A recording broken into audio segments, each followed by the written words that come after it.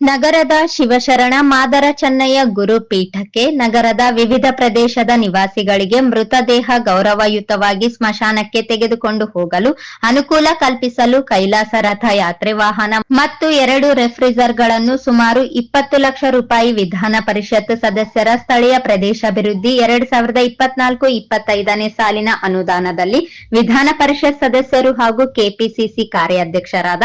A Vasanthakumar ಅವರು ಒದಗಿಸಿಕೊಟ್ಟರು.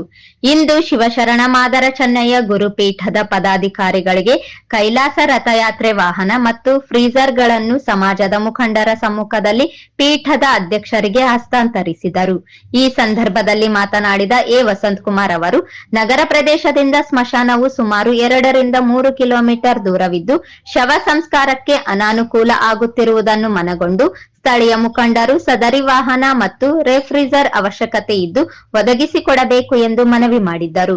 ಅಲ್ಲದೆ ಇದು ಅವಶ್ಯಕ ಮೂಲಭೂತ ಸೌಕರ್ಯಗಳಲ್ಲಿ ಒಂದಾಗಿರುವುದರಿಂದ ವಿಧಾನ ಪರಿಷತ್ ಸ್ಥಳೀಯ ಪ್ರದೇಶಾಭಿವೃದ್ಧಿ ಯೋಜನೆಯ 2024-25ನೇ ಸಾಲಿನ ಅನುದಾನದಲ್ಲಿ 20 ಲಕ್ಷ ರೂಪಾಯಿ ಒದಗಿಸಿಕೊಡಲಾಗಿದೆ ಎಂದು ಹೇಳಿದರು. ಈ ವ್ಯವಸ್ಥೆಯನ್ನು ನಗರದ ಎಲ್ಲಾ ವಾರ್ಡ್ಗಳಲ್ಲಿ ಒದಗಿಸಲು ಪ್ರಯತ್ನಿಸಲಾಗುವುದು ಎಂದು ಹೇಳಿದರು.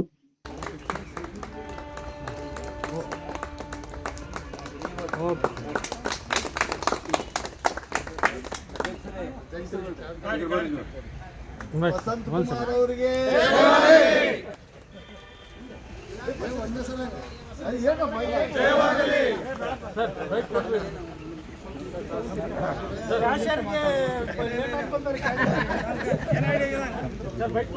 ಸಾಲಿನ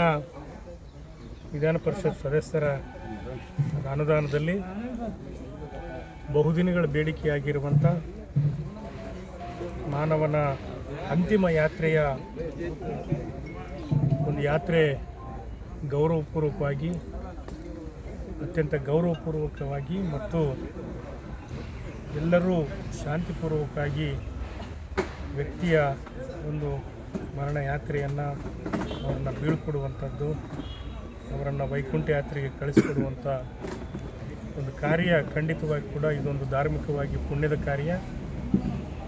ಅವರನ್ನು ಭಾಳ ಪ್ರೀತಿಯಿಂದ ಗೌರವದಿಂದ ಒಂದು ಯಾತ್ರೆ ಮೂಲಕ ಕಳಿಸ್ಕೊಡ್ಬೇಕಾದಂಥ ಒಂದು ಜವಾಬ್ದಾರಿ ನಮ್ಮೆಲ್ಲ ಸಮುದಾಯದ ಜನರಲ್ಲಿ ಮೂಡಿ ಬರ್ತದೆ. ಆ ಹಿನ್ನೆಲೆಯಲ್ಲಿ ನಮ್ಮ ರಾಯಚೂರಾಗಲಿ ಕಲ್ಯಾಣ ಕರ್ನಾಟಕದ ಭಾಗಗಳು ಭಾಳ ಬಿಸಿಲಿನಿಂದ ಕೂಡಿರುವಂಥ ವಾತಾವರಣ ಇರುವುದರಿಂದ ಮತ್ತು ಏನು ಸ್ಮಶಾನಗಳು, ರುದ್ರಭೂಮಿಗಳು ಭಾಳಷ್ಟು ನಗರ ಬೆಳೆದಿರುವ ಕಾರಣದಿಂದ ಭಾಳ ದೂರದಲ್ಲಿರುವುದರಿಂದ ಈ ಅಂತಿಮ ಯಾತ್ರೆಯಲ್ಲಿ ಪಾಲ್ಗೊಳ್ಳುವ ಜನರಿಗೆ ಮತ್ತು ಆ ಶವಯಾತ್ರೆ ಭಾಳ ತೊಂದರೆದಾಯಕ ಆಗಿರುವುದರಿಂದ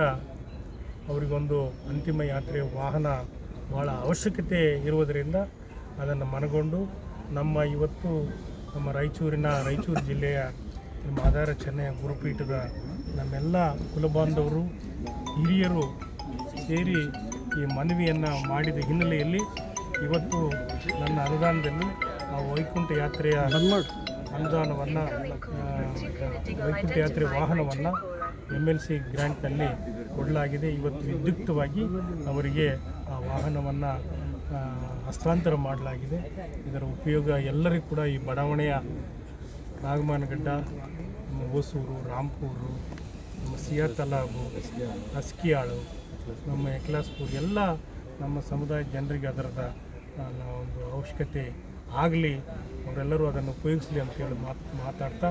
ಇದರ ಜೊತೆಗೆ ಕೇವಲ ಒಂದು ಸಮುದಾಯ ಅಲ್ಲ, ಬೇರೆ ಯಾವ ಸಮುದಾಯದವರು ಬಂದು ಕೊಟ್ಟು ಕೇಳಿದರೂ ಕೂಡ ಅವರಿಗೆ ಅದನ್ನು ಕೊಡಮಾಡುವಂಥ ವ್ಯವಸ್ಥೆಯನ್ನು, ನಿರ್ಣಯವನ್ನು ನಾವು ಮಾಡಿದ್ದೇವೆ ಅನ್ನುವಂಥ ಮಾತನ್ನು ಹೇಳ್ತಾ ಇದರ ಸದುಪಯೋಗ ಎಲ್ಲರಿಗೆ ಆಗಲಿ. ಇದು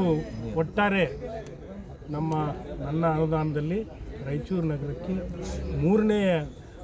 ವೈಕುಂಠ ಯಾತ್ರೆ ವಾಹನವನ್ನು ಕೊಡಲಾಗಿದೆ. ಒಂದು ನಮ್ಮ ನಿರ್ಮಾಣದ ಬಡಾವಣೆಗೆ,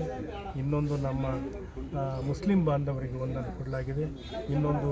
ಈ ಭಾಗದಲ್ಲಿ ಸುತ್ತಮುತ್ತಲ ಎಲ್ಲ ನಾಗರಿಕರಿಗೆ ಅನುಕೂಲ ಆಗಲಿ ಅಂಥೇಳಿ ನಮ್ಮ ಮಾದಾರ ಚೆನ್ನಯ್ಯ ಗುರುಪೀಠದ ಮುಖಾಂತರ ಅದನ್ನು ನಾನು ಇವತ್ತು ಎಲ್ಲರಿಗೆ ಒಂದು ಕೊಡುವಂಥ ವ್ಯವಸ್ಥೆಯನ್ನು ಮಾಡಿದ್ದೇನೆ ಅನ್ನುವಂಥ ಮಾತನ್ನು ಹೇಳ್ತಾ, ಇನ್ನು ಮುಂದೆ ಎಲ್ಲೆಲ್ಲಿ ಅವಶ್ಯಕತೆ ಇದೆ ಆ ಒಂದು ಅವಶ್ಯಕತೆಗೆ ಅನುಗುಣವಾಗಿ ವೈಕುಂಠ ಯಾತ್ರೆ ವಾಹನವನ್ನು ಕೊಡಲಾಗುವುದು ಎನ್ನುವಂಥ ಭರವಸೆಯನ್ನು ನೀಡ್ತಾ ಎಲ್ಲರಿಗೂ ಕೂಡ ಧನ್ಯವಾದಗಳು, ಅಭಿನಂದನೆಗಳು ತಿಳಿಸಿ ನಾನು ಶಿವಶರಣ ಮಾದಾರ ಚೆನ್ನಯ್ಯನವರ ಸೇವಾ ಸಮಿತಿ ಅಂಗವಾಗಿ ಮಾನ್ಯ ಎ ವಸಂತಕುಮಾರ್ ಸರ್ರವರ್ಗ ನಾವು ಆಗಾಗ ಭೇಟಿಯಾಗಿ ನಮ್ಮ ಈ ಬೇಡಿಕೆಯನ್ನು ಅವರ ಮುಂದೆ ಇಟ್ಟಾಗ ಅವರು ತಮ್ಮ ಹೃದಯ ಮೂಲಕ ಸ್ಪಂದಿಸಿ ಶಿವಶರಣ ಮಾದಾರ ಚೆನ್ನಯ್ಯ ಸೇವಾ ಸಮಿತಿಗೆ ಈ ಮುಕ್ತಿರಥ